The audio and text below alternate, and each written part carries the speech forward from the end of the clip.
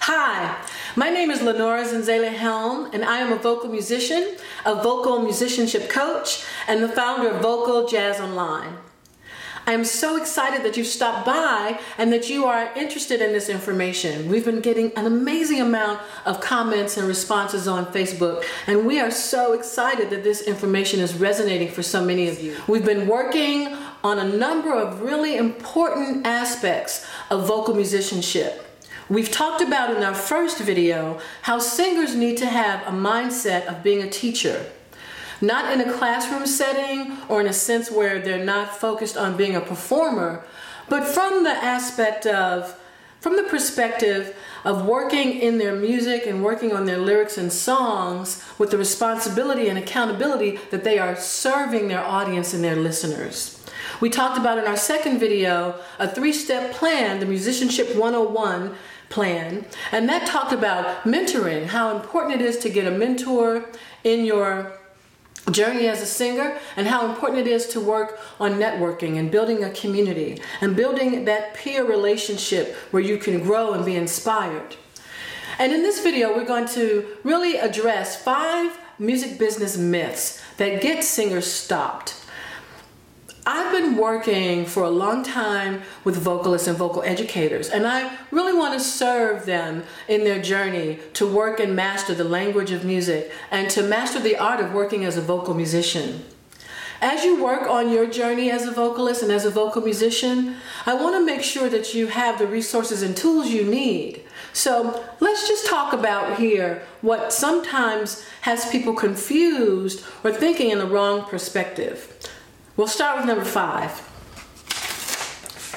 The first thing that I want to address is people thinking that they have to wait to get booked to sing. They are waiting to get booked by X. We can fill in the blank with any number of things. You're waiting on a club promoter, you're waiting on a festival presenter, you're waiting on someone, you're waiting on the phone to ring or the email to come through to say, yes, you can be hired. Yes, we want you. But I'll tell you a very startling revelation, something I learned in my many years of working as a singer in New York City. Sometimes the phone doesn't ring. Does that mean that your dreams stop? Sometimes you don't get that yes that you need. Does that mean that the control of your career or your growth is in the hands of someone else? Take your power back. Own your own job.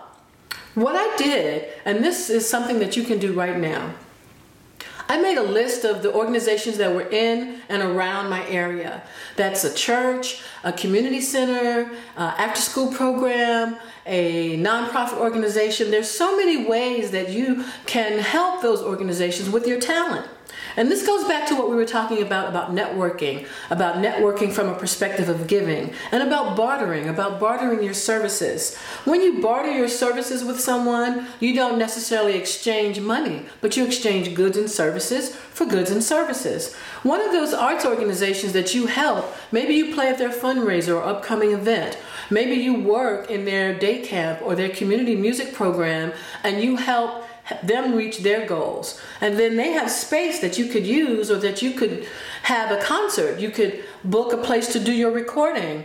I did my recording Chronicles of a Butterfly that was produced by Branford Marsalis at a local church in my community, and the sound was unbelievable. And I offered my services to that organization in other ways. Of course, once you get into this kind of thinking, the world changes and you are really put in the driver's seat in a whole new way. So own your own job and start developing your relationships and your ability to perform right now.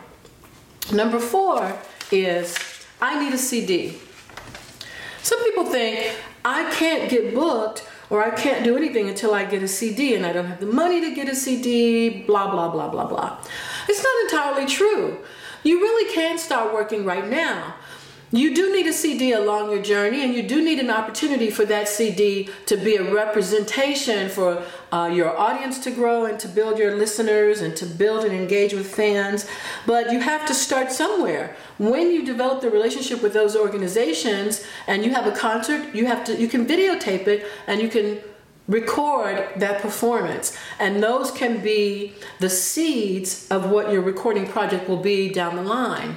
Also, many people are jumping right in and recording a CD, and they haven't seasoned their ideas, their songs. They haven't workshopped their songs. They haven't given enough time for that feedback from the audience and from your musicians and from your peer community to really develop what you should put on a CD. And so they spend tens of thousands of dollars for a recording that's just average and mediocre, and it sits in their garage and or other places, their car trunk.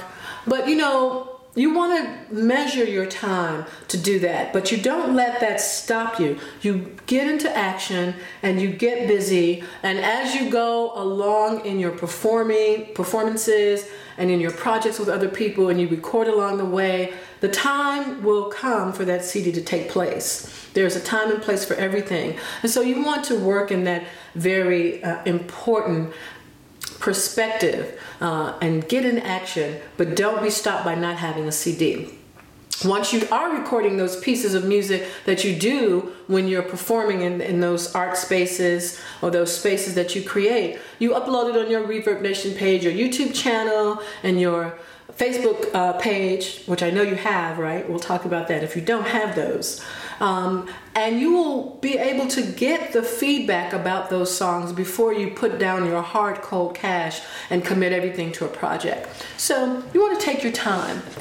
Myth number three is branding is the key to your success. Branding is not the key to your success. Branding has a role in how you're perceived in the marketplace eventually. But branding isn't something artificial to you. Branding, you already are who you are. And it's how you think about it and how you talk about it. How we frame something is really important. Words are things. And so if you think that you have to put on this persona, or someone has to train you or walk you through some kind of process where you all of a sudden discover who you are, nothing could be further from the truth. When you talk, your voice is unique. When you arrived in this world, all of the things about you were already decided and planned. So as you develop your true voice, that would be your branding persona, you're really pulling the curtain away from who you already are. Corporations and businesses, of course, they have to market and produce their products and let you know who they are by the colors that they use and their packaging, etc., etc. Your pictures on your website, the kinds of clothes you wear, etc., all say something about you. But whether you put on some outrageous outfit or whether you're stark naked, when you open your mouth to sing, you are who you are. So the branding only goes so far. You really want to spend that time and energy to always work on your musicianship and that true authentic self that will be coming across to the audience and to your listener. So branding is more organic and not to be a distraction along your path. And it goes hand in hand with, that myth goes hand in hand with myth number two. And that myth number two is that you have to somehow beat the competition. Now, competition is an interesting concept as an artist. If you embrace competition as something that you have to rally around and beat out the other singers or the instrumentalists who do the same as you do, nothing really is further from the truth than that. Do snowflakes have to compete with each other? No. There are no two snowflakes that are alike. 7 billion people on the planet, no one is just like you. No one has your voice, no one has your ideas. And as a creator, you are a creator, you are creative. You come with your own unique ideas. You have to just trust it. You have to develop the muscle to trust that. And that comes from working in a number of very focused, constructive ways where you are journaling on a regular basis and you are contemplating and reflecting on the things that you're attracted to, the kinds of things you like to do, the kinds of things you talk about, the kinds of things you think about. And all of those things are unique to you. Even if you start off listening to other singers to learn different tactics or strategies, and they say, what's the 3-step process? You imitate, then you emulate, then you innovate. There is a process where you copy. We all do as human beings. We learn in between the ages of 1 and 6 years old, we learn many of the things just by copying. We just download from our parents and our environment, and those things stay with us our whole life. But at one point in that journey as a child, past the age of 7 years old, some researchers and behavioral scientists say, you are your own unique person, and no amount of influence from outside can really change the core of who you are.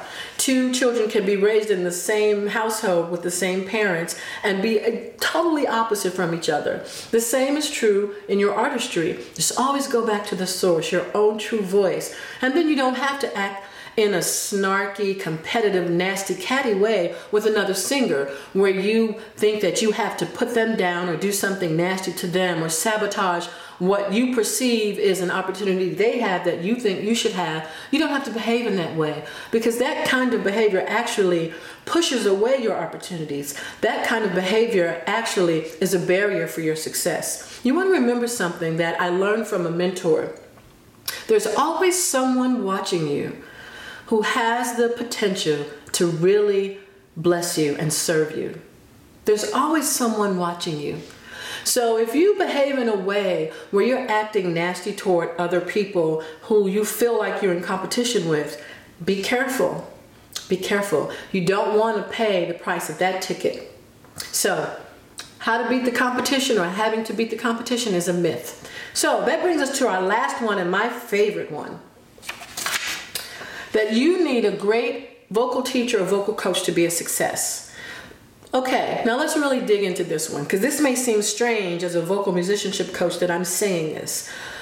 Yes, you do need teachers. You do need vocal teachers, and you do need good vocal coaches so that you make sure that you're singing in a healthy way, that you have developed the ability to sing with good breath control, tone production. You know how to do it consistently, and you know why you're doing everything that you're doing, so that you can have longevity and that you can have the voice that really projects the image and the ideas that you want.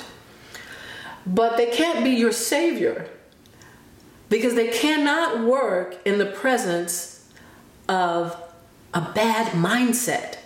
Your mindset is the single most important thing that can stop you from really developing all of the strategies we've been talking about. You can even work on getting your musicianship up to par and be held back by a mindset that's ego-centered, like, oh, I know everything now, and you start treating people badly or behaving badly, or you stop learning. You want to continue to be a learner, a lifelong learner, and teachers are always lifelong learners. And your vocal teacher can't work in the presence of your negativity. Your vocal teacher or vocal coach can't accomplish the kinds of things that they could accomplish if you are not in a receptive mindset, if you are not in a position where you humbly look for their guidance and you follow the instruction that you're getting. It also will prevent you from really doing a lot of the other things that we've been talking about developing your network, about developing in community, and working in that giving way where your giving circle is continually being fed by new people that you're meeting, new ways that you're growing, and new opportunities that could come your way. So, you don't need to wait to get booked. You can own your own job and start singing. You don't need a CD right away. You can get in action, and as you grow and as you perform, record along the way, document, and that CD will be able to develop along that path. You don't need to worry about branding and as the most important component of your journey. It's one of the rungs on the ladder. But again, you need to work on that musicianship and that mindset so that you can really have the goods when it's time for people to look at you. And your brand is who you are. Whether you wake up out of the bed and don't put a thing on, you are already a beautiful original. You don't have to worry about beating the competition. No one can beat you. Your opportunities are distinctly yours. They're waiting in the universe for you to be ready for them. They never get taken away from you. Your opportunities are not available for other people. I've learned that along my path, and it's been one of the most amazing revelations I've had on my journey. And lastly, a great vocal teacher and a great vocal coach cannot accomplish the miraculous thing that you are hoping or designated for them to do if you are not clear in your mind who's the boss, where your power lies, and that you are truly a teacher. So I hope that inspires you. I hope that that is something that serves you. And again, I am really grateful for you taking the opportunity to share this information. I hope you're sharing it with other people. And why don't you just leave us your comments and let us know how you feel about this series. I really would love to serve you even more. I have an opportunity that I want to share with you, and I'll be sending you some information about that shortly, where we can work together in a very focused, concentrated way over a 6-week period in a vocal musicianship academy course online, and I would really love for you to be a part of that. But until then, I want you to continue working toward the sweet smell of the success that you want. And remember, you are a leader, you are a teacher, and as a singer, I would love for you to join me in the community of other singers, and let's bring a change to our singer community. My name is Lenora Zenzalai Helm, and I am yours in music.